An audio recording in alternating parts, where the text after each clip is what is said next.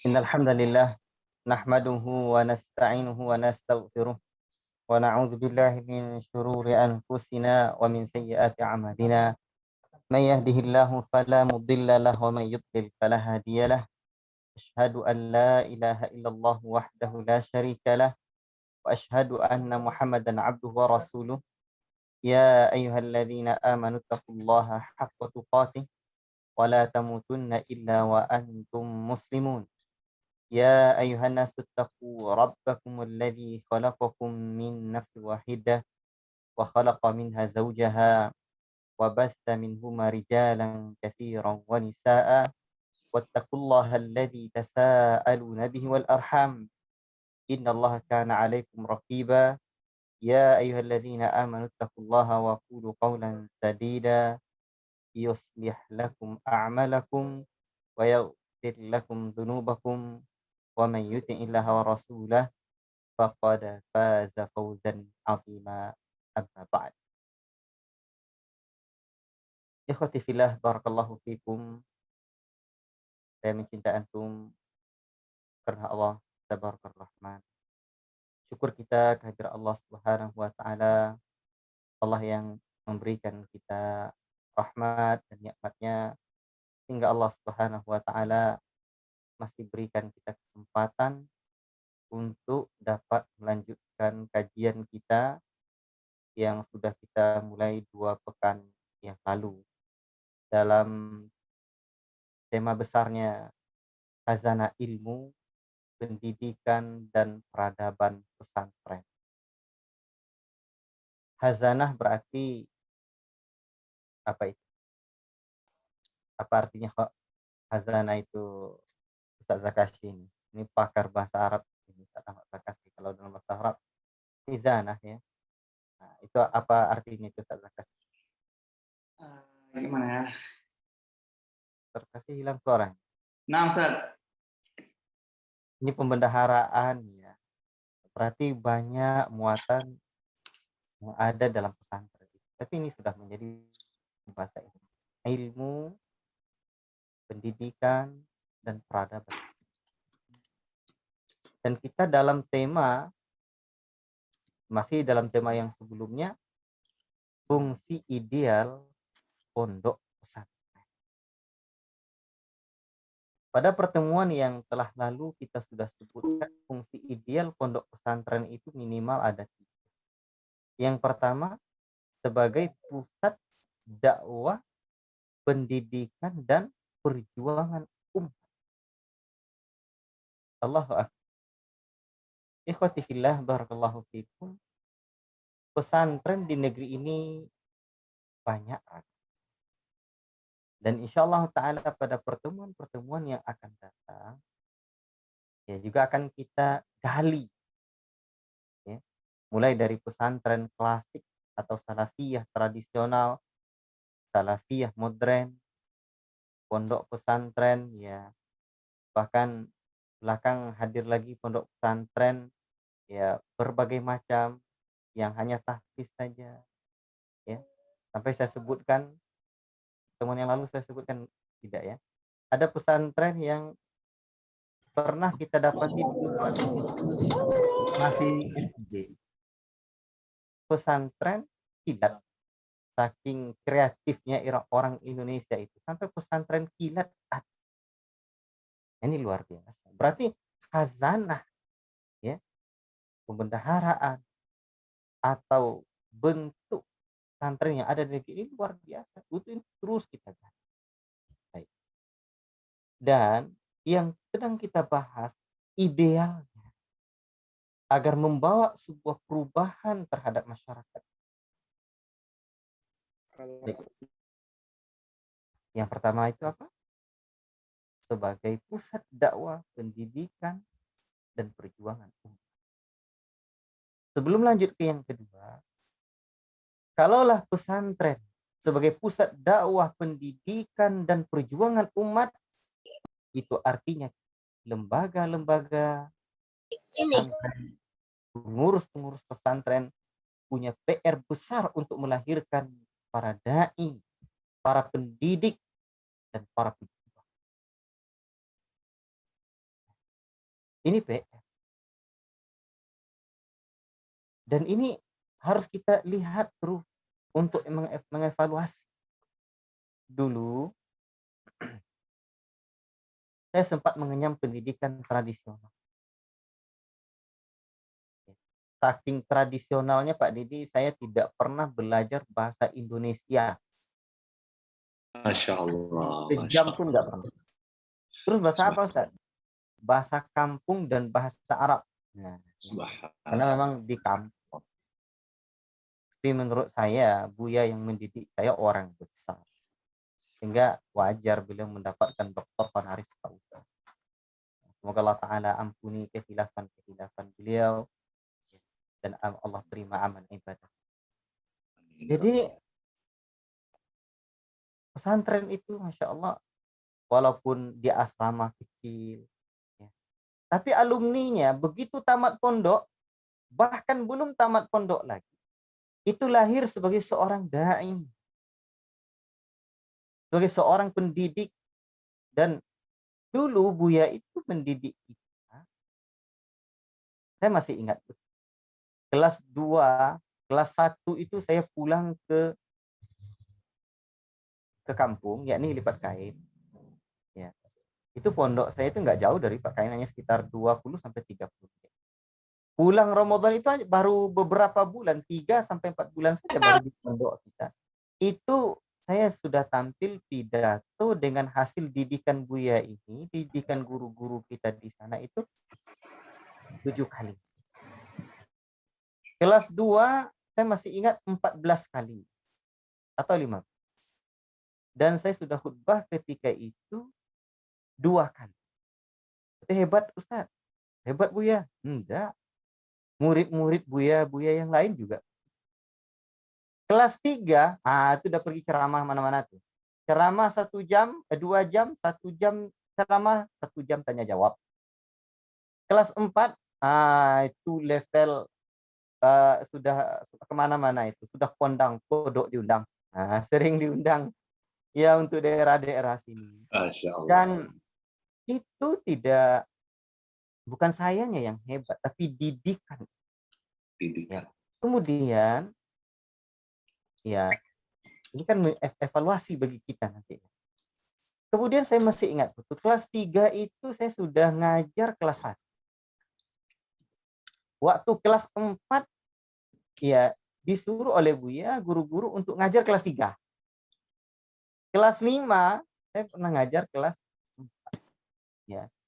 Kelas 6 ya saya pernah ngajar kelas 5. Ya. Dan itu rasanya didikan. Ya. Satu hari kan Masya Allah pernah Buya menggabungkan kami kelas 6 dan kelas 7. Insya Allah tadi lokal sebelah gurunya lagi tidak bisa masuk, ya.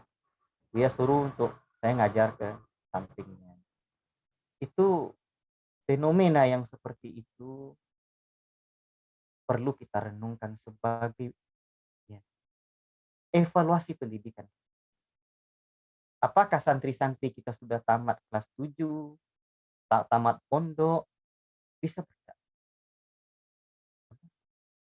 Padahal orang dulu itu baru, saya itu sudah generasi tahun ya udah belakangan juga, tahun 2000-an. Apalagi kalau generasi 90-an, 80-an, 70-an. Sederhana saja, tamat pondok, buat pondok.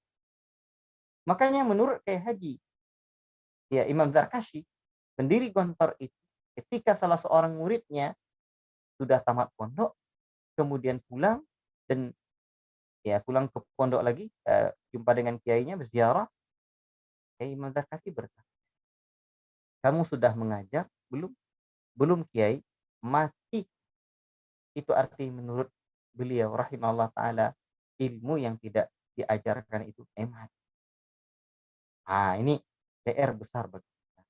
Dan kita sebagai pengurus dan ya pendiri pondok, pengurus pondok punya PR besar santri kita. Apakah nanti tamat kelas 7, tamat kelas 6 atau tamat kuliah, santri kita akan menjadi seorang pendidik, seorang pejuang. Dan ternyata di pesantren itu luar biasa. Nanti kita akan belajar juga bagaimana kemandirian para santri. Khulasatul kalam yang ingin saya tambahkan dari poin yang pertama itu, fungsi yang pertama dari fungsi ideal pondok pesantren itu sebagai pusat pendidikan, dakwah, pendidikan, dan perjuangan, tentulah harus melahirkan para pendidik. Para pendidik itu bukan para pengajar, pendidik. Ya.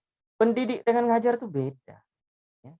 Muaddib, ya, penanam nilai adab, harus bisa.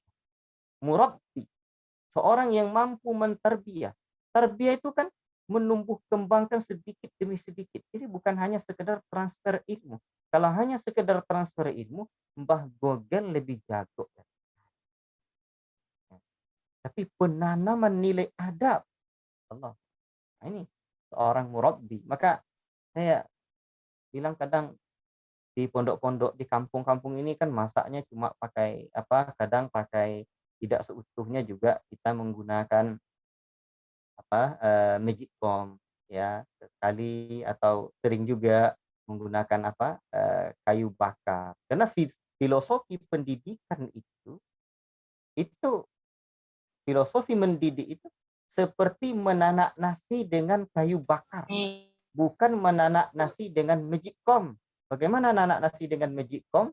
Begitu diisi beras, siap cuci, kemudian ditutup, dikasih air, ditutup, colokin kecoknya, tinggal begitu lihat. Mendidik santri, mendidik murid, enggak bisa seperti itu. Terus bagaimana? Seperti menanak nasi dengan kayu bakar, cari dulu kayu bakarnya. Kemudian hidupkan apinya, sulit dijemur lagi, kering dia enggak basah. Kemudian cuci berasnya, ya kasih air dengan takaran yang bagus. Kemudian apinya ya betul-betul tidak boleh terlalu besar, tidak boleh terlalu kecil. Sesuaikan dengan kadar nasi yang dimasak itu. Begitu dia sudah matang, itu apa namanya? Diaduk-aduk lagi. Nah, kemudian apinya dikecilkan lagi, ditengok lagi. Begitulah. Barakallahu fikum. Sehingga pesantren punya PR besar, bisa melahirkan seorang pendidik. Kalau kemarin sempat kita sebut dalam pertemuan yang mana ya, bahwa hari ini kita perlu renungan, itu anak-anak kelas 7 yang disuruh ngabdi itu sudah sebagai pendidik atau hanya baru sebagai pengajar? Sebab nanti ya, kalau kita guru mendidik, terus nanti anak-anak yang pengabdian itu menghancurkan semua takdib yang ada itu, ya pendidikan itu, pelampiasan. Dulu saya pernah dipukul, terus dipukulnya di kelasnya lagi, itu bukan sebagai pendidik. Kemudian sebagai pejuang. Nah, ini dia. Orang dulu pesantren-pesantren itu, cobalah gali sejarah. Pesantren-pesantren itu di tempat-tempat hitam. Disitulah para kiai dan buya dulu buat pesantren. Dulu buya saya buat pesantren itu masih hutan. Suara harimau masih terdengar ya. Dan alhamdulillah saya di sini juga kita diajari buya dulu seperti itu. Tempat terdengar oleh masyarakat ya suara harimau di belakang pondok kita ini ya. Dan begitulah PR besar bagi kita untuk melahirkan kader yang memang yang sudah diwariskan oleh para kiai dan buya-buya. Jadi dulu para kiai itu membuat pesantren di tempat-tempat yang banyak maksiatnya di sana. Mereka berjuang memulai pondok itu dari bangunan papan, memulai pondok itu dengan segala penderitaan, santri-santri juga seperti itu. Baik, barakallah. Dan ternyata nanti akan melahirkan para pejuang-pejuang besar di negeri. Baik, itu yang pertama hanya sekedar melengkapi dan kita juga akan banyak belajar sejarah nanti ke depannya dalam sesi-sesi berikutnya. Kedua, fungsi pesantren ideal itu adalah sebagai mercusuar peradaban. Umat hari ini adalah hasil didikan 25, 30, 40 tahun sebelum. Artinya, masa depan umat itu ada pada kualitas pendidikan hari ini. Ikhwati fillah barakallah. Oleh sebab itu, mau negeri maju, mau daerah kita maju, kualitas pendidikan kita. Negeri itu baru berjaya apabila ada negeri itu guru-guru pejuang yang rela berkorban. Guru-guru berarti pendidik. Sebab guru itu digugu dan ditiru. Ikhwati fillah barakallah. Menurut Ki Hajar Dewantara, kemarin juga sudah kita sebutkan, pesantren itu, pendidikan pondok itu, itulah pendidikan nasional yang sejati, yang sesungguhnya. Bahkan sebelum dunia pendidikan luar dan yang lain masuk, pesantren sudah ada di negeri ini. Ya. Kalau di ranah Minang, surau namanya. Kemudian berubah menjadi madrasah. Inilah cikal bakal pesantren itu. Dan pesantren dalam sejarah kebesarannya hadir bukan hanya sebagai lembaga pendidikan, tapi pesantren hadir sebagai mercusuar peradaban umat. Apa itu peradaban? Peradaban itu adalah potret sebuah umat. Mercusuar dari sebuah ideologi. Kalau pemikiran umat itu adalah pemikiran kapitalis, peradabannya peradaban kapitalis. Kalau pemahamannya pemahaman sekuler, peradabannya peradaban sekuler. Kalau yang mendominasi mereka itu, pola pikirnya, gaya bicaranya, pola sikapnya adalah gaya-gaya yang datang dari barat, maka peradabannya adalah peradaban barat. Ingat, pesantren adalah sarangnya atau tempat berkumpulnya para ulama. Siapakah para ulama? Para ulama itu adalah pewaris para nabi. Nabi tidak meninggalkan dinar, dirham, emas, permata, intan, berlian, tapi yang Nabi wariskan adalah ilmu. Makanya al-ulama warasatul anbiya. Ulama itu adalah pewaris para nabi. Kalaulah ulama, dai, ustaz, guru, buya, kiai sebagai pewaris para nabi, coba kita tengok bagaimana semangat Nabi Shallallahu Alaihi Wasallam membangun umat ketika Rasulullah Shallallahu Alaihi Wasallam berdakwah. Lihatlah surat-surat Rasul kepada raja-raja yang ada ketika itu. Misalkan seperti surat Rasul kepada Raja Heraklius, seperti yang dalam riwayat Bukhari dan Muslim. Rasulullah Shallallahu Alaihi Wasallam mengatakan dalam suratnya itu, menuliskan dalam surat itu, aslim taslam, Islamlah kamu, niscaya kamu akan selamat. Saya tidak sedang membahas tentang bagaimana surat Rasulullah SAW ini, tapi saya ingin mengajak kita merenungi bagaimana misi besar Rasulullah SAW, raja besar ketika itu, imperium besar ketika itu, Romawi dan Kaisar, ya Persia, didakwahkan oleh Rasulullah SAW dengan penuh semangat. Ikhwati fillah, barakallahu fikum. Walaupun ketika itu yang dimiliki oleh kaum muslimin dan Rasulullah SAW dari sisi pernak-pernik dunia ini tidak ada apa-apanya dibandingkan dua imperium besar tersebut. Tapi lihatlah ketika Islam terus para pemeluk, ketika Islam terus ada dai-dai yang berdakwah, dua imperium besar itu jatuh, peradaban kufar itu tumbang, dan akhirnya berada pada peradaban yang datang dari langit. Allahu Akbar. Ikhwati fillah, barakallahu fikum. Kita umat Islam adalah umat yang mulia. Ingat dalam surat Al-Imran Allah Ta'ala katakan, wala tahinu wala tahzanu wa antumul a'launa in kuntum mu'minin. Jangan kalian merasa lemah. Jangan pula kalian merasa bersedih hati. Kalian itu adalah orang yang tinggi derajatnya jika kalian adalah orang-orang yang beriman. Kita orang beriman, kitalah yang paling tinggi derajat kita. Al-Islamu ya'lu wa la yu'la alaih. Islam itu tinggi, dan tidak akan ada yang bisa menandingi ketinggian al-Islam. Ikhwati fillah, itu artinya sebuah PR besar bagi kita.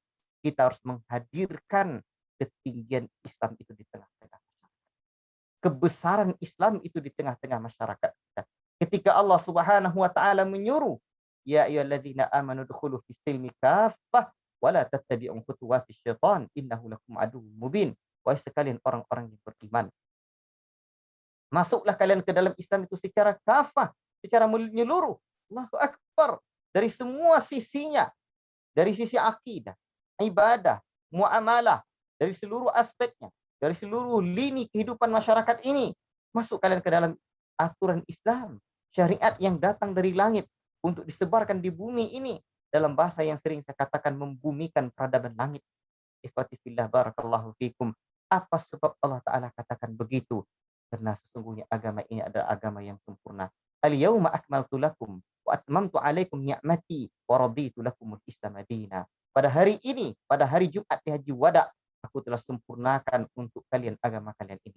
Aku telah ridhoi Islam sebagai agama untuk kalian dan aku telah sempurnakan nikmat untuk kalian. Allahu Akbar. Kalimatnya sempurna, lebih sempurna daripada bulan purnama. Wajar saja ketika ada orang Yahudi berkata kepada Umar bin Khattab, ya, saya tahu kapan ayat itu dari mana, ya.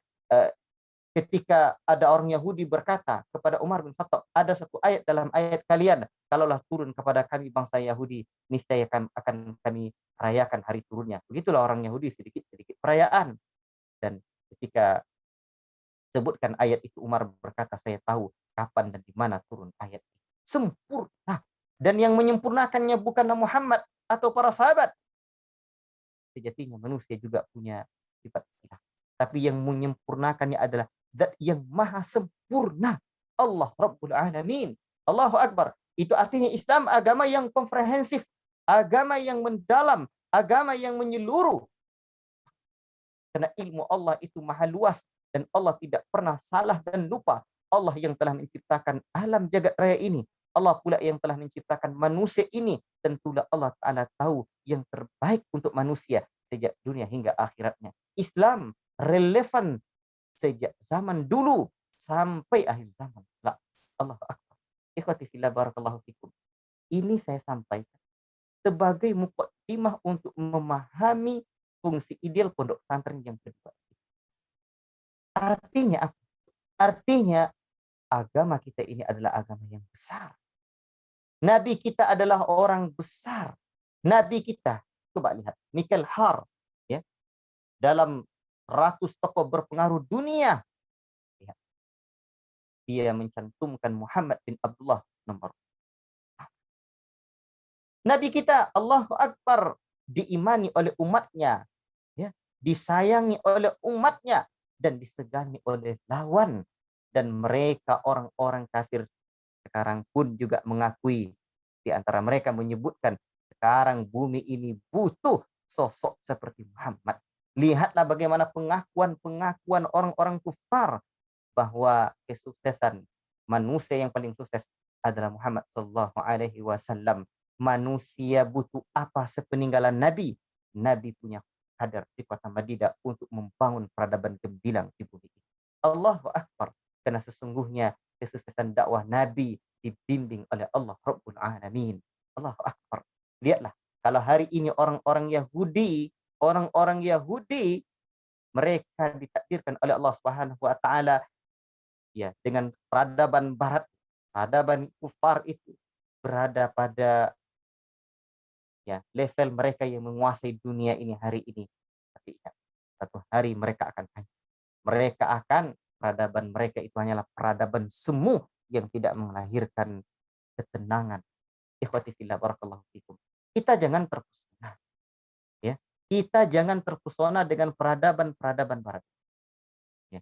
Saya ingin menyampaikan bahwa yang kita hadapi sekarang adalah pergolakan peradaban.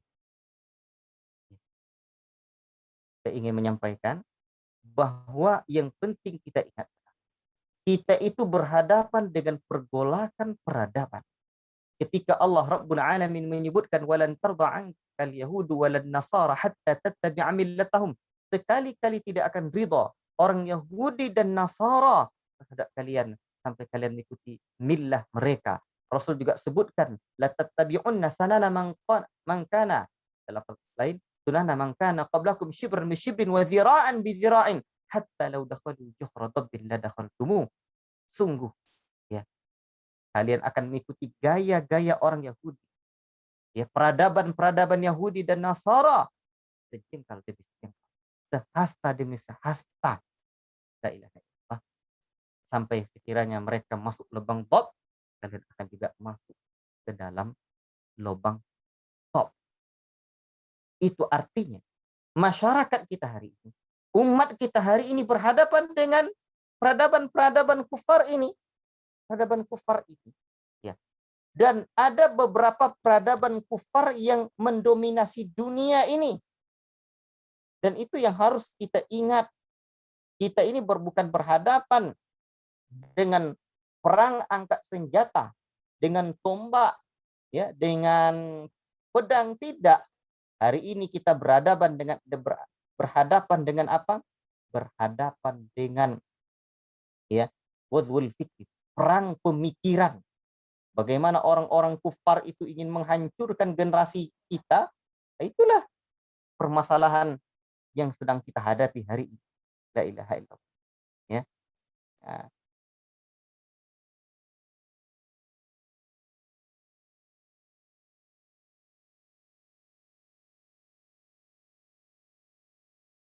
saya punya sedikit tulisan membumikan peradaban sunnah. Ya, membumikan peradaban sunnah. Ya, jadi sedikit saya sebutkan bagaimana langkah-langkah membumikan peradaban sunnah. Ya, jadi di sini saya sering menyampaikan kajian-kajian tentang bagaimana peradaban sunnah itu kita bumikan gitu ya. Dan di pesantren kita ada program S1, itu mata kuliah yang saya ajarkan itu tentang peradaban ini. Karena dasar ya peradaban yang masuk hari ini.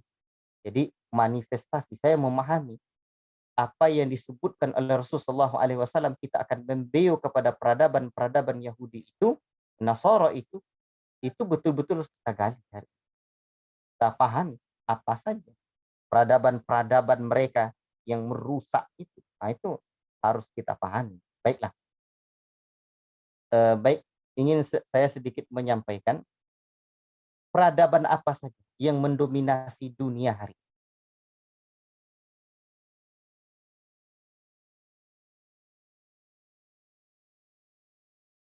Baik. Ada peradaban barat. Peradaban barat ini ya, Amerika, Inggris, Eropa Barat. Ada yang kedua, peradaban Cina. Yang ketiga, peradaban Jepang. Yang keempat, peradaban Amerika Latin. Kelima, peradaban Afrika. 6, peradaban India. India ini Hindu dan Buddha. Di negeri ini menggeliat sekali mereka belakang. Kemudian peradaban Kristen Ortodoks, Rusia dan lain-lain. Dan yang terakhir, peradaban Islam. Jadi inilah peradaban yang mendominasi dunia hari ini. Dan nampak yang di atas sekarang itu peradaban barat itu. Inggris, Eropa Barat, bahkan Cina sendiri yang sejatinya mereka adalah komunis, itu sekarang mereka ya sudah kapitalis sesungguhnya. Ya. Pola pikir ekonomi mereka itu ya ekonomi kapitalis. Ikhwati fillah barakallahu. Kalau kita bertanya lagi, dan untuk kita ingat, apa itu peradaban? Peradaban itu adalah wujud atau manifestasi dari sebuah ideologi. Potret sebuah umat itu hasil dari manifestasi dari sebuah pemikiran, keyakinan yang ada pada umat. Jadi kalau pemikirannya pemikiran barat, peradabannya kan peradaban barat. Kalau pemikirannya pemikiran komunis, maka peradabannya peradaban komunis. Kalau pemikirannya adalah pemikiran Hindu-Buddha yang datang dari India, maka peradabannya peradaban Hindu-Buddha.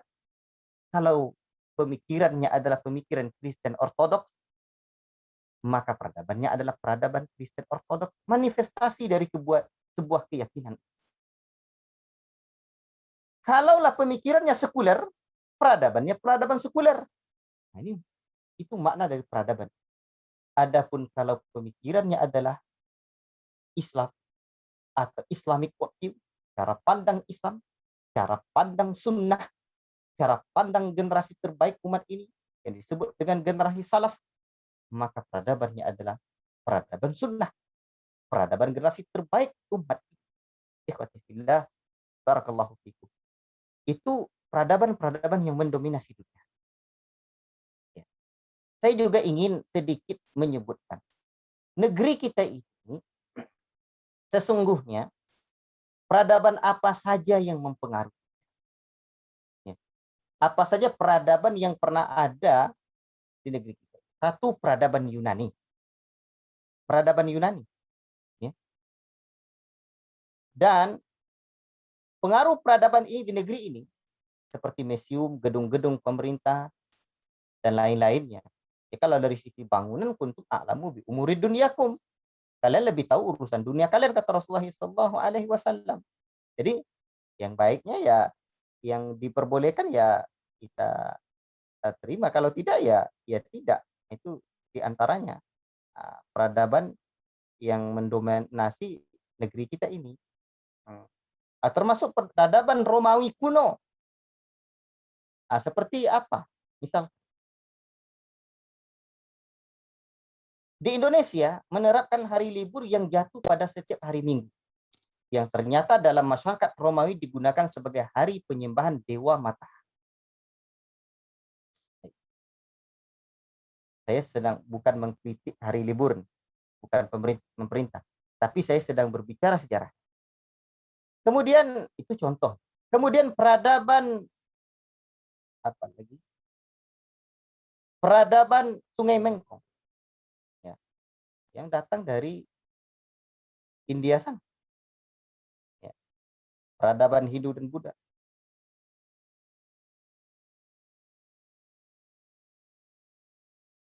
Ikhwati fillah, barakallahu fikum. Termasuk peradaban Cina, Sungai Huangho. Pengaruh peradaban Cina ini sangat dekat sekali dengan kehidupan masyarakat Indonesia.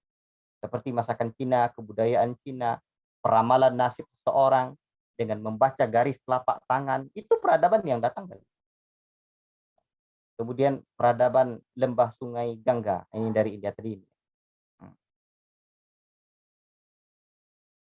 Seperti juga mempengaruhi pembakaran dupa, percayaan terhadap jimat, ya, cerita pewayangan Mahabharata, dan lain-lain.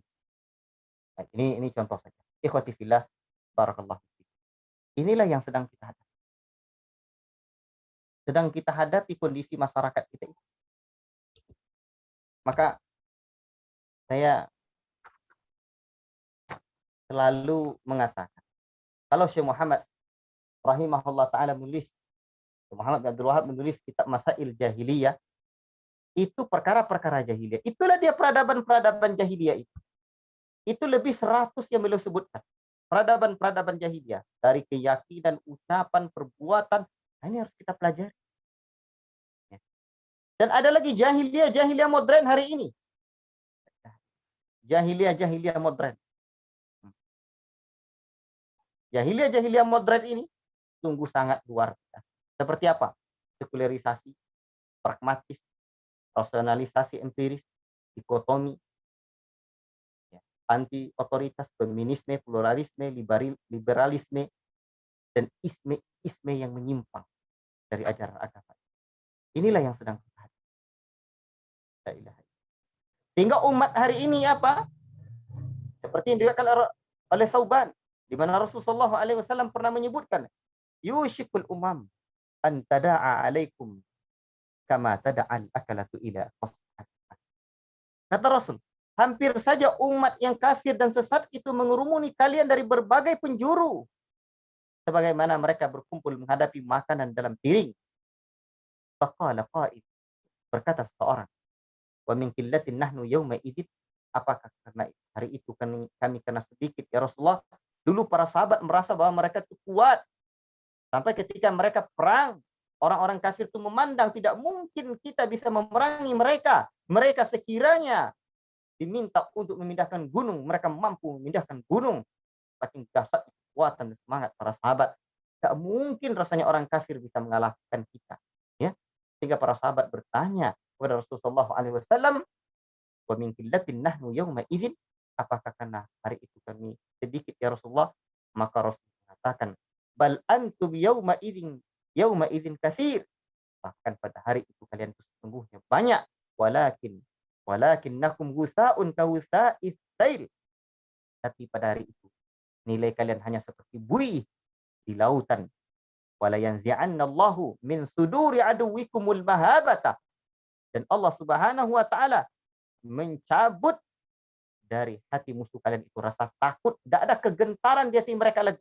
Lihat dulu Rasulullah SAW ketika mereka orang kafir berperang, Rasul ditolong oleh Allah Subhanahu wa taala. Nusirtu birru'bi masirata syahrin. Kata Rasul, aku ditolong dalam perang itu sebulan sebelum perang itu, ya sudah ada rasa takut dan gentar di hati.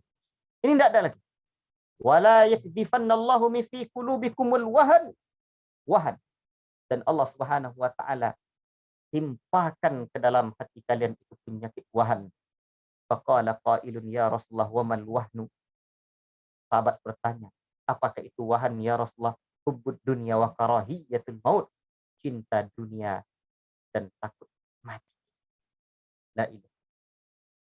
Nah, jadi sekarang peradaban kufar berupaya memasukkan, ya, merusak umat Islam ini agar senantiasa dunia itu ada di hati mereka.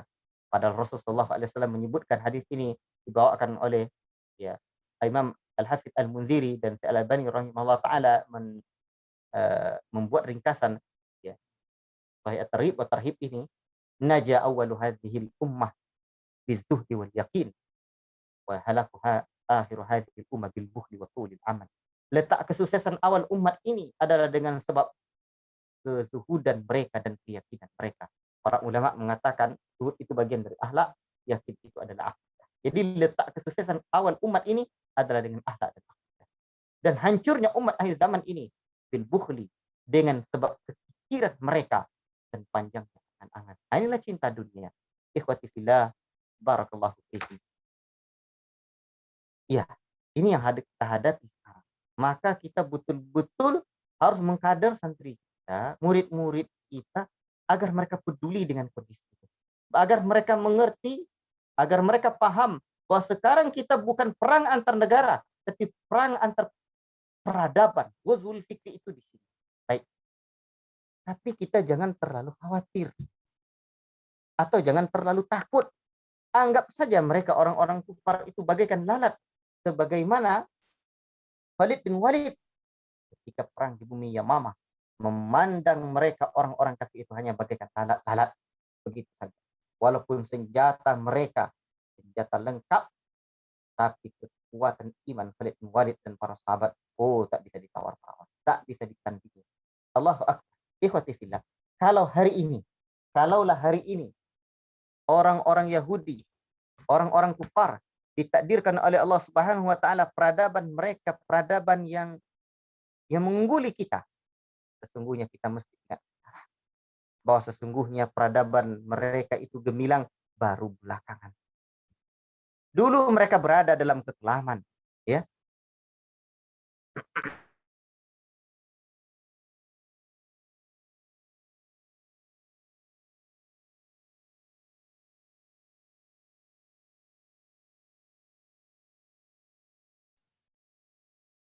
Ikhwati fillah barakallahu fikum. Dulu mereka berada dalam kekelaman, ya. Mereka itu tidak ada apa-apanya dibandingkan dengan peradaban Islam, ya. Coba kita lihat. Disebutkan dalam buku-buku sejarah bahwa Inggris pada abad ke-7 Miladiyah Masehi hingga abad ke-10 merupakan negeri yang tandus, terisolir, kumuh dan liar. Rumah-rumah dibangun dengan batu kasar tidak dipahat dan diperkuat dengan tanah halus. Rumah-rumahnya dibangun di dataran rendah berpintu sempit, tidak terkunci kokoh, dan dinding serta tembok-temboknya tidak berjendela. Wabah penyakit berjangkit menimpa binatang ternak yang merupakan sumber penghidupan satu-satu. Tempat kediaman dan keamanan manusia tidak lebih baik dari hewan. Kepala suku tinggal di gubuknya bersama keluarga. Pelayan dan orang-orang yang punya hubungan dengannya. Mereka berkumpul di sebuah ruangan besar. Di bagian tengahnya terdapat tungku yang asapnya mengepul lewat lubang tembus yang menganga di langit. Mereka semua makan di satu meja. Majikan dan istri duduk di salah satu ujung meja. Sendok dan garpu belum dikenal, dan gelas-gelas mempunyai huruf di bagian bawahnya. Setiap orang yang makan harus memegang sendiri gelasnya atau menuangkannya ke mulutnya sekaligus. Majikan beranjak memasuki biliknya di sore hari setelah selesai makan dan minum. Meja dan perkakas kemudian diangkat. Semua orang yang ada di ruangan itu tidur di tanah atau di atas tungku panjang. Senjata mereka ditaruh di atas kepala mereka masing-masing. Karena pencuri saat itu berani sehingga orang dituntut untuk selalu waspada dalam satu waktu dan keadaan. Ini satu contoh potret mereka, ya. Padahal Islam ketika itu di Baghdad sudah berjaya peradaban. Kala itu, saya ingin sebutkan. Kala itu di Eropa penuh dengan hutan belantara. Sistem pertaniannya terbelakang. Dari rawa-rawa di pinggiran kota tersebar bau busuk yang menyengat. Rumah-rumah di Paris dan di London dibangun dari kayu dan tanah yang dicampur dengan jerami dan bambu. Rumah-rumah itu tidak berventilasi dan tidak punya kamar-kamar yang teratur. Permadani sama sekali belum dikenal di kalangan mereka. Mereka juga tidak punya kecuali jerami-jerami yang ditebarkan di atas tanah. Mereka tidak mengenal kebersihan. Kotoran hewan dan sampah dapur dibuang di depan rumah sehingga menyebarkan bau busuk yang meresahkan. Satu keluarga semua anggotanya, laki-laki, perempuan, dan anak-anak tidur di satu kamar. Bahkan seringkali binatang piaraan dikumpulkan bersama mereka. Tempat tidur mereka berupa sekantung jerami yang di atasnya diberi sekantung bulu domba sebagai bantal. Jalan rayanya tidak ada saluran air. Tidak ada batu-batu pengeras dan lampu. Begitulah keadaan bangsa Barat pada abad pertengahan sampai abad ke-11 Masehi. Menurut pengakuan para sejarawan mereka sendiri. Lalu bagaimana dengan peradaban Islam? La ilaha illallah. Luar biasa Allah Ta'ala berikan. Gemilang, terbilang, cemerlang. Bagaimana dengan dunia Islam? Allah Akbar. Lihat.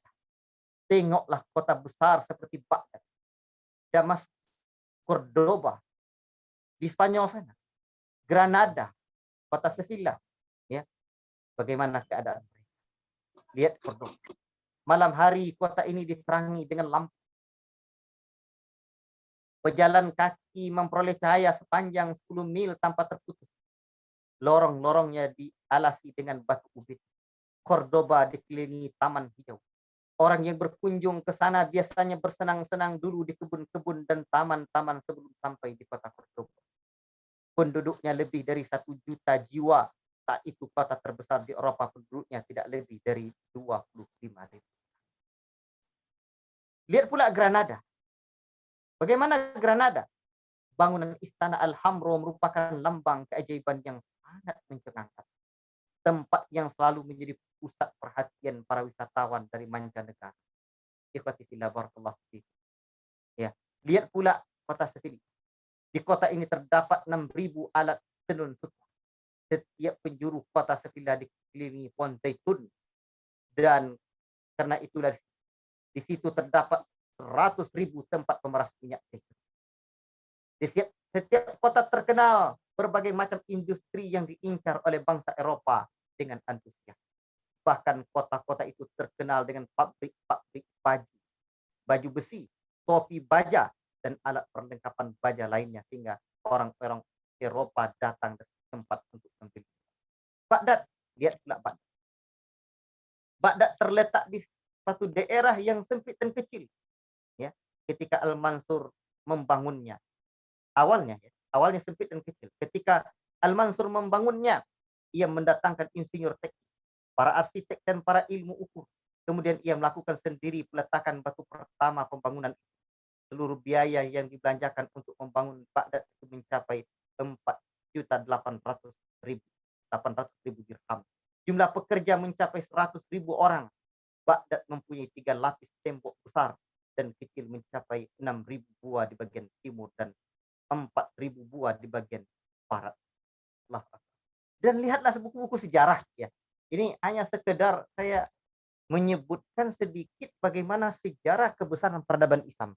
Maka kalau hari ini peradaban Barat, Amerika, Inggris, ya, segala negeri Eropa hari ini, mereka katanya gemilang peradaban mereka peradaban tinggi, ya. Sejatinya Islam lebih duluan berjaya dari mereka.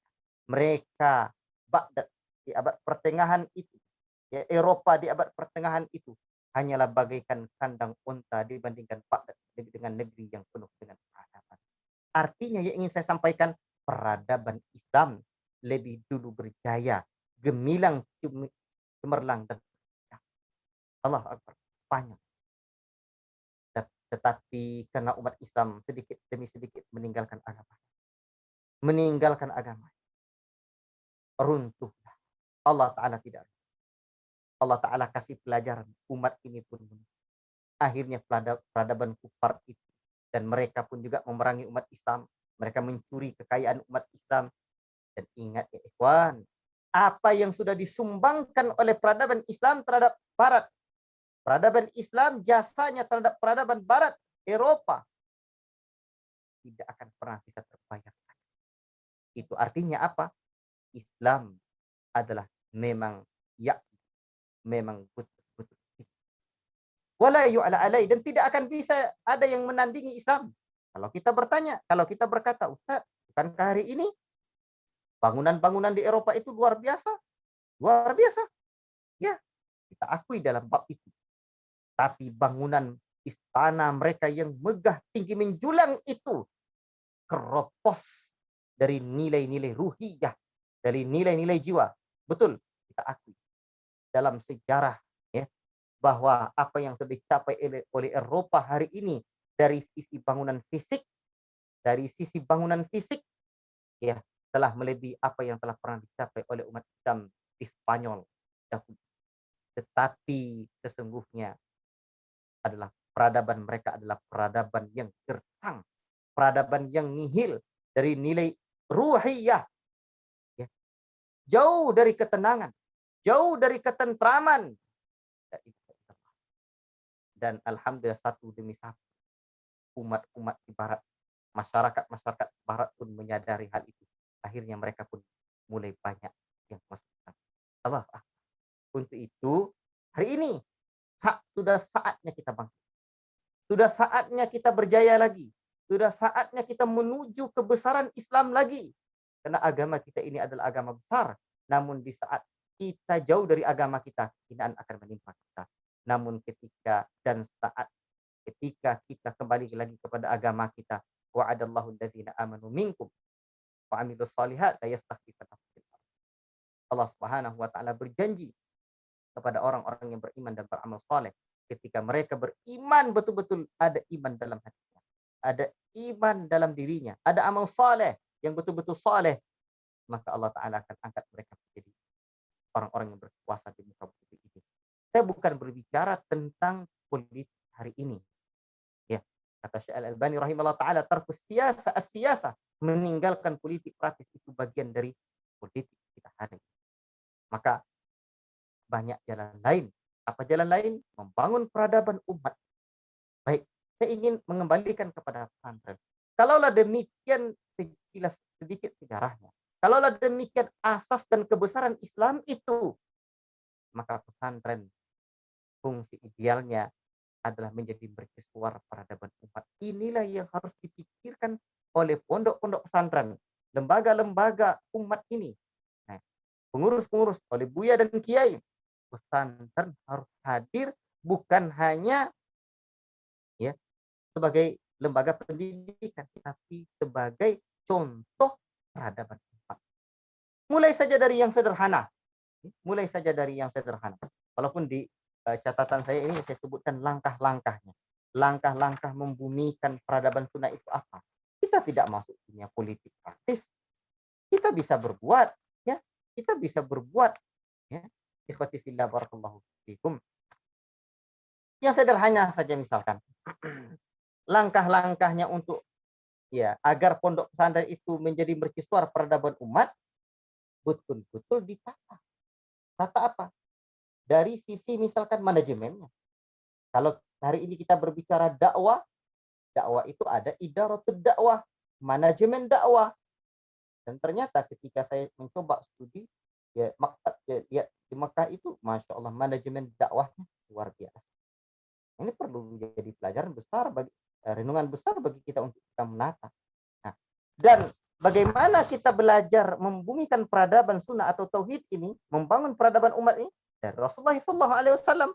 Bagaimana Rasulullah SAW membangun peradaban Madinah, dulunya Yathrib, negeri yang banyak penyakitnya. Tapi Rasulullah SAW angkat derajat Yathrib itu sehingga menjadi Madinatul Munawwarah. Apa yang dibangun Rasul? Ternyata masjid dan membuktikan ya, menggunakan masjid itu sesuai pada fungsi yang sesungguhnya. Bukan hanya sekedar tempat kajian, tapi juga banyak hal lain. Masjid itu bagaikan kantornya umat. Masjid itu tempat merajut ukhuwah. Berarti Rasul merajut ukhuwah para sahabat. Dan Rasul Shallallahu Alaihi Wasallam juga membudayakan wakaf. Ya, baik. Ikhwati fillah, barakallahu fikum. Mungkin pada pertemuan yang akan datang coba saya tambahkan lagi sedikit insyaallah taala. Khulasatul kalam, saya ingin karena keterbatasan waktu kita coba yang sederhana saja. Kalau pesantren hari ini hanya berpikir tentang pendidikan, apalagi kalau pesantren itu menjadi lembaga apa ya yang hanya merekrut keuntungan, ini la ilaha illallah. Pesantren bisa tidak menjadi pusat peradaban umat ya. Tapi coba pesantren membudayakan wakaf ya. Pesantren berpikir bagaimana wakaf produktif itu bakal luar biasa. Dan sederhananya juga pesantren sebagai mercusuar peradaban umat, coba segala bentuk kebersihan ya, segala bentuk penataan yang baik perlu hadirkan di pesantren. Akhlak yang baik, sunnah itu asas peradaban. Jadi peradaban dengan adab itu beda. Peradaban ini dalam bahasa Arabnya hadarah. Adab ya adab, akhlak. Baik. Jadi asas peradaban itu adab. Asas peradaban itu ya sunnah. Terus apa lagi? Penataan masjid kita, ukhuwah kita. Apalagi? Potret umat. Apa yang dibutuhkan umat? Coba mulai berpikir dari sana. Umat ya yang dibutuhkannya banyak ya, sisi ekonomi, sisi kesehatan, sisi yang lain, sampai Rasulullah SAW juga membangun pasar di Madinah Al-Munawwarah. Rasulullah SAW juga ya memberikan semangat atau etos kerja kepada masyarakat Madinah. Itulah ya. Sehingga pesantren betul-betul idealnya tidak hanya sekedar mengajar dan mendidik begitu saja, tapi ada lembaga perekonomiannya, ada lembaga kesehatannya. Oh ya, mungkin bertahap. Tahap sekian tahun yang akan datang kita harus punya kalau tempat rumah sakit sendiri, pasar sendiri, kemudian ladang pertanian, sawah. Ini pondok kita tadi saya sedang menelpon salah seorang kepala desa di kepulauan sana. Insyaallah kita akan buat ladang atau sawah nanti di sana. Itu saya minta antara 30 sampai 50 hektar tadi. Nah, ini kita mau ngajak muslimin untuk menginvestasikan hartanya untuk akhirat. Nah, ini contoh upaya-upaya kita. Sehingga pesantren itu betul-betul menjadi mercusuar peradaban umat ya. Potret sebuah umat itu mencontoh pesantren. Oh, ternyata begini toh, sehingga nanti masyarakat itu ngikut aja. Sebab kaidah yang disebutkan oleh Ibnu Khaldun rahimahullah taala, orang itu ngikut yang menang aja. Kalau pesantren kita hadir di satu masyarakat, ternyata Masya Allah, kita layak dicontoh, masyarakat ikut aja. Jadi terlalu berkoar-koar kita dengan ya hal-hal yang seharusnya kita mesti bersabar dengan kondisi masyarakat kita berupa amalan-amalan mereka. Ya, kita coba hadir di semua lini kehidupan masyarakat. Hadir pada sisi-sisi yang masyarakat kita memang butuh. Allahu Akbar. Kalau Islam ada bab muamalatnya, tidakkah kita ingin menata muamalat masyarakat kita, perdagangan masyarakat kita? Kalau Islam ada hukum-hukum pertaniannya, zakat dan yang lainnya, tidakkah kita ingin hadir mewarnai masyarakat kita bagaimana petani yang baik, peternak yang baik? Wallahu taala alam bisawab. Kita mungkin pertajam dalam tanya jawab dan mohon maaf ini sudah 1 jam saya menyampaikan materinya, dan biasanya memang kalau materi tentang membumikan peradaban sunnah ini panjang saya buat dalam bentuk pelajaran. Wallahu taala a'lam bisawab. Cukup sekian dari saya. Wassalamualaikum warahmatullahi wabarakatuh. Tafadhal Pak Didi. Allahu Akbar. Allahu Akbar. Ana merasa seperti kembali ke 2 tahun yang lalu, insya Allah Ustaz ya. 2 tahun yang lalu ketika kita membahas ini, ketika Ana ke Markis, Allahu Akbar, Ana rasanya, ya Allah ya Rabbi, mudah-mudahan Bapak Ibu semuanya kita setidaknya walaupun sedikit saja adalah upaya kita, dan mudah-mudahan kita termasuk ke dalam golongan kaum muslimin yang membangun peradaban sunnah di akhir zaman. Amin ya rabbal alamin. Baik. Bapak Ibu semuanya, para asatizah dan kaum muslimin yang saya cintai karena Allah, kita mulai dengan sesi tanya jawab. Silakan bagi ada yang ingin bertanya, kita buka sesi tanya jawab. Tafadhol, boleh langsung mengangkat tangan, memberikan sinyal di Zoom atau juga mengetik langsung. Tafadhol. Ya, silakan kita berikan kesempatan untuk 3 penanya ya, mungkin Ustadz ya, karena juga waktu sudah malam. Ya, memang membahas ini asik sekali. Ana sendiri sampai hilang ngantuk karena mencatat ini, Masya Allah ya. Ada 7 poin dan sub-subnya yang, tapi poin besarnya adalah bagaimana kita punya the big picture ya, gambaran besarnya, tujuannya, arah yang besar yang akan kita tuju.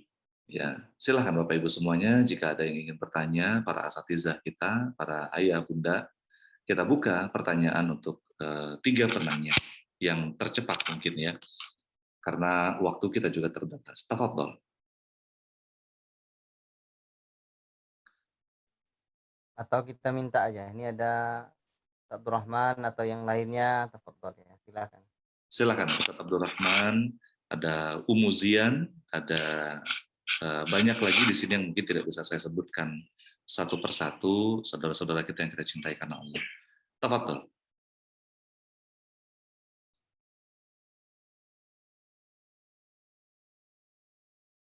Ini sepertinya dari seluruh penjuru tanah air atau mungkin ada yang dari luar negeri juga. Ya, tafadhol. Ini mudah-mudahan menjadi momentum untuk menjadi pemersatu kita semua bagaimana membangun peradaban sunnah ya melalui pesantren. Yang seperti tadi kita dengar, Masya Allah ya, bagaimana pesantren menjadi tonggak contoh lahirnya peradaban sunnah. Ya, silahkan tafadhol, akhi, ukti. Baik, jika tidak ada, maka ana mohon maaf sebesar-besarnya. Kita cukupkan pembahasan kita pada malam hari ini di pertemuan kedua, dan mudah-mudahan dengan izin Allah, Allah memberikan kesempatan untuk kita bisa bertemu lagi di kesempatan berikutnya, yang mana mudah-mudahan ilmu ini meresap ke dalam dada kita dan menggerakkan kita semua untuk berbuat andil, meski mungkin tidak banyak, meski sangat sedikit. Tetapi Allah tidak melihat seberapa besar upaya kita. Allah melihat seberapa tulus keikhlasan kita.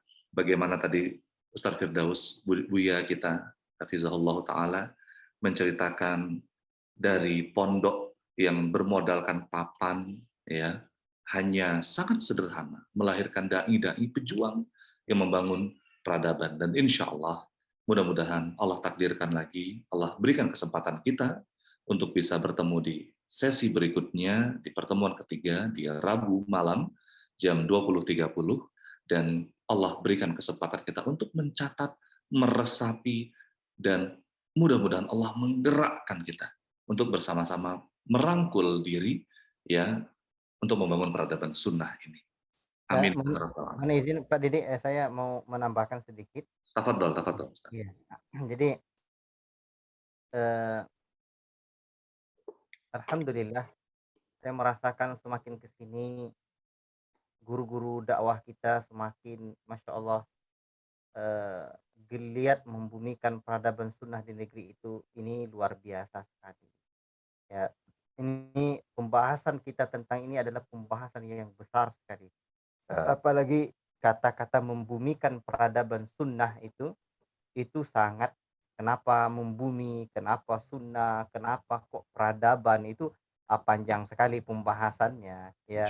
Ini baru Masya Allah. sekedar Betul sekali, Ustaz. mukadimahnya saja. Jadi ini perlu bersama kita pelajari, dan saya yakin satu hari kita yang mungkin ada adik-adik kami yang baru mendengar pembahasan ini ya, mungkin terbenung saja atau tercengang saja, tapi di kemudian hari di sini jalan perjuangan kita ya. Amin. Apalagi kita masuk ke pedesaan, masuk ke pelosok.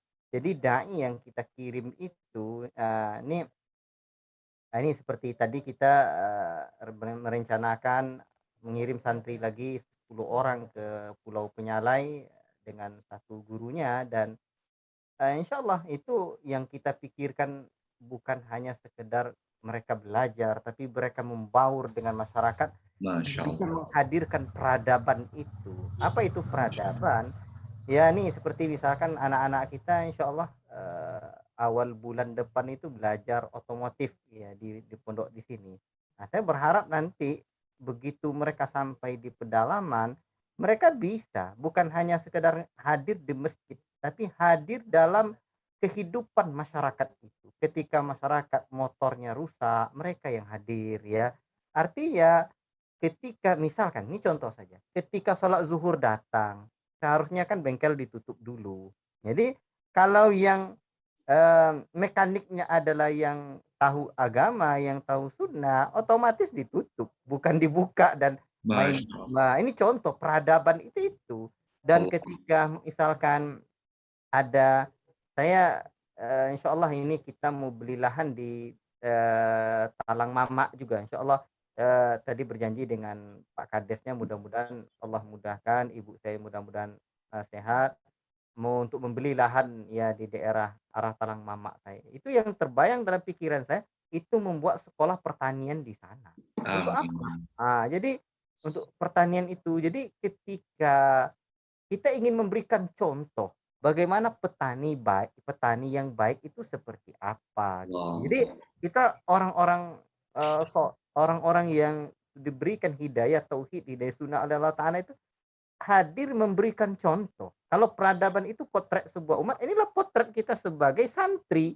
Nah, sehingga ketika buat pesantren yang saya sebutkan, kita bukan hanya buat pesantren, tapi buat apa? Membangun lingkungan tauhid, lingkungan sunnah. Kalau dia jadi kampung, kampung sunnah, kampung Allah. tauhid. Kalau dia jadi kota, ya kota sunnah, kota tauhid. Nah, ini Allah. kota peradaban.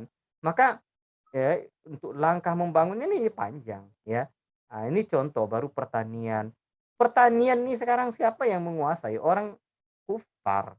Sehingga pola pertanian kita itu bukan seperti pola yang ditulis oleh para ahli pertanian muslim di Andalusia dulu, seperti dalam kitab Aful-Laha itu, ya. Bukan. Petani kita hari itu, petani ya petani. Nah, peternak ya peternak, sehingga fakultas pertanian berbeda dengan fakultas peternakan. Islam bagaimana membangun? Ya petani itu juga peternak, peternak juga petani. Saat petani membutuhkan pupuk ada, kotoran ternaknya. Nah, di saat ternak ini butuh pakan, ya nanti ada hasil-hasil pertanian ini. Ah, begitulah di dalam Islam, Allah. tidak menggunakan pupuk kimia ini bagai apa, narkoba, kecanduan tapi merusak. Nah, ini dia. Dan ini contoh yang perlu kita gali lagi, dan itulah sebabnya di tim-tim kita ini saya wajibkan kuliah lagi. Masya Allah. Kuliahnya jurusan apa? Ada yang jurusan hukum, untuk advokasi kita nanti. Ada Allah. yang jurusan pertanian. Nah, untuk pertanian ini ada yang jurusan apa lagi? Ya, ada yang jurusan ya biologi saya suruh, ada yang saya minta yang macam-macam. Nah, ada yang jurusan ini saya minta ini alhamdulillah tahun ini kita berupaya ngasih beasiswa S1 cuma 10 orang. Kemarin 20 jatahnya cuma 10 yang ada. S2 2 3 orang, S3 1 orang. Jadi kita berupaya. Kalau sayanya ya nggak usah, ya gini-gini aja lah, nggak kuliah Masya pun nggak apa-apa. Jadi untuk Allah. apa? Kita hadir pada lini. Kita semua lini itu. Coba bayangkan hari ini apa? Facebook, akun YouTube-nya Dr. Firanda, bukan hari ini, kemarin atau beberapa hari yang lalu, akun YouTube-nya Dr. Firanda itu dihack ya. Itu Allah. artinya kita masih kurang ya dalam ilmu IT itu. Jadi kalau kita menguasai dunia IT itu, jago. Nah, bayangkan Allah. itu. Dan antum bayangkan ketika Malaysia membobol ya apa apa namanya? Apa Israel ya. Itu kan luar biasa mereka itu. Jadi di sinilah. Tapi kalau yang menguasainya bukan orang-orang yang punya apa? Cara pandang sekuler, ini bahaya sekali. Jadi kita orang IT itu kita harus dia harus punya Islamic worldview, cara pandang Islam, cara pandang tauhid, cara pandang akhirat, cara pandang langit, bukan hanya cara pandang bumi. Nah, jadi sekarang ini la ilaha illallah. Bahkan termasuk gelar-gelar ya yang orang pikirkan sekarang itu apa? Gelar bumi, bukan gelar langit. Allah. Padahal gelar langit itu banyak ya, Ibadur Rahman ya. Allahu Akbar. Ini contoh gelar langit ini. Allah. Mukhlisin, Muhsinin, gelar Allah. langit. Ini kalau gelar bumi ini ya gelar bumi ya ya sah-sah saja lah, insinyur, PhD macam-macam lah. Ya sampai tidak bisa dibaca lagi. Ya ala kulli hal. Wallahu taala alam bisawab. Ini contoh ya untuk perjuangan kita. Seperti kata Pak Dedi tadi, kita hadir dalam skala kecil aja.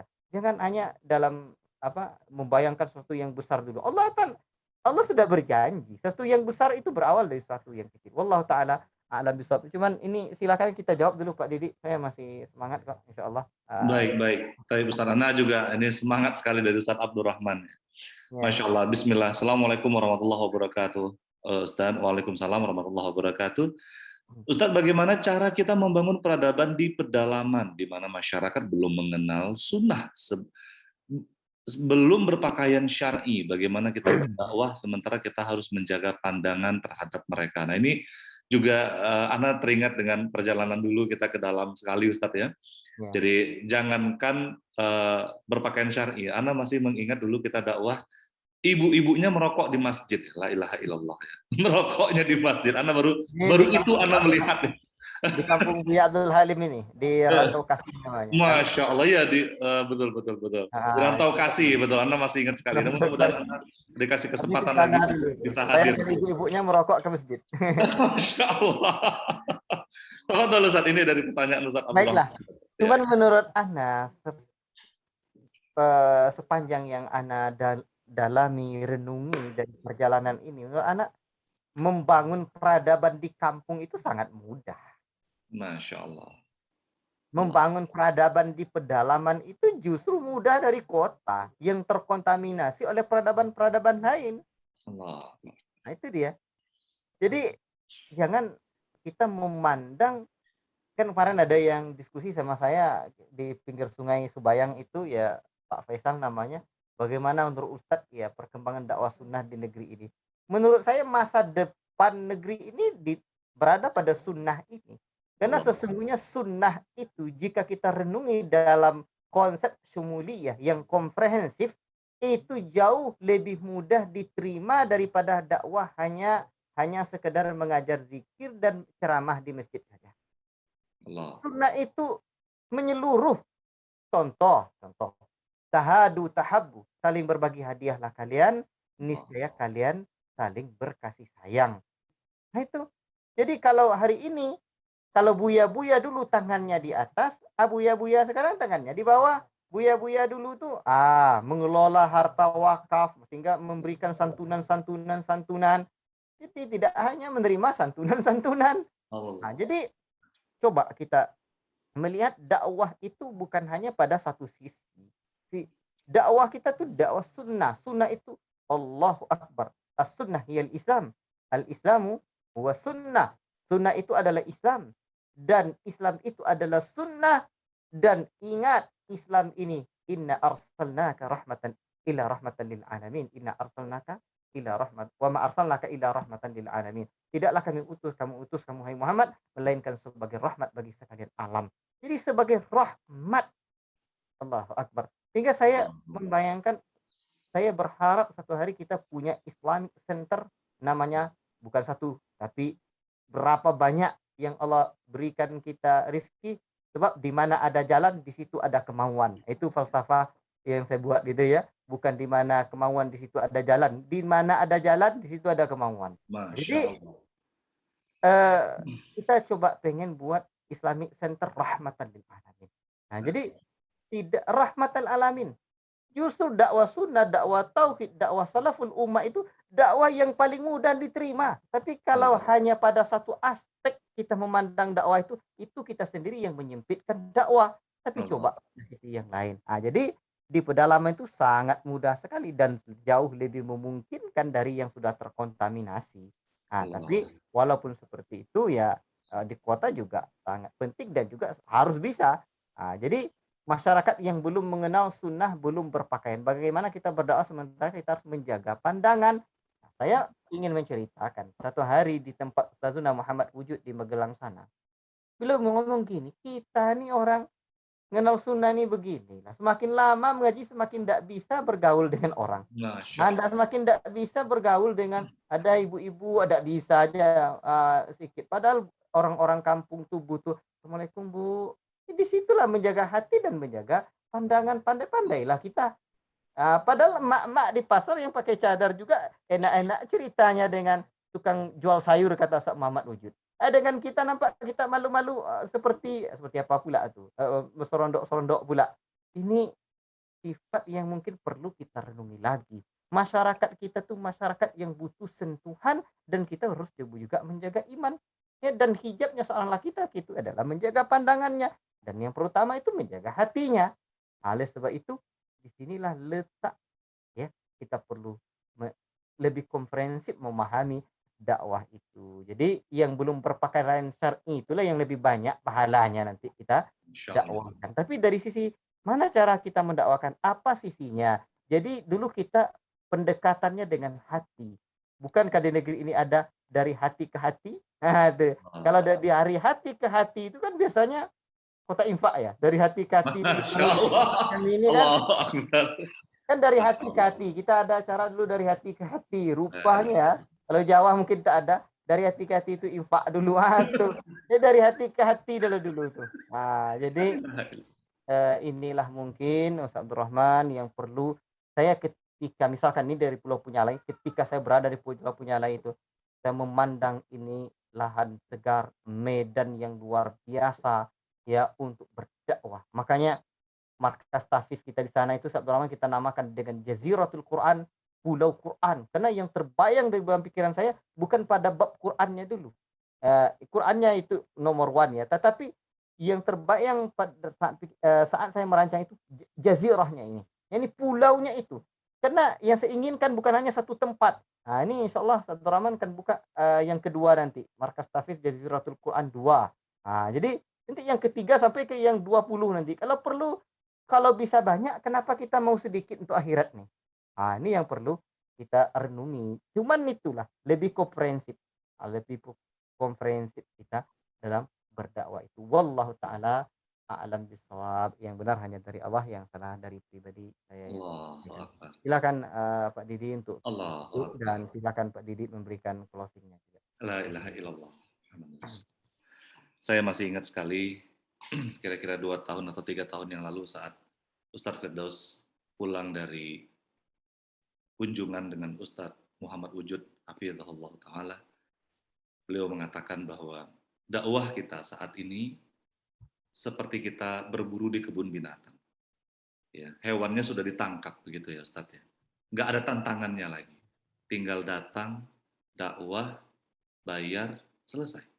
Sementara beliau, hafizahullah ta'ala, kita doakan mudah-mudahan Allah melapangkan jalan beliau, Allah memudahkan rezeki beliau, mudah-mudahan Allah memberkahi segala usia beliau, perjuangan beliau. Allah kumpulkan kita bersama dengan Nabi SAW di surga Firdaus. Beliau mengatakan bahwa dakwah yang sebenarnya, dakwah di pedalaman, seperti kita berburu dengan yang sebenar-benarnya.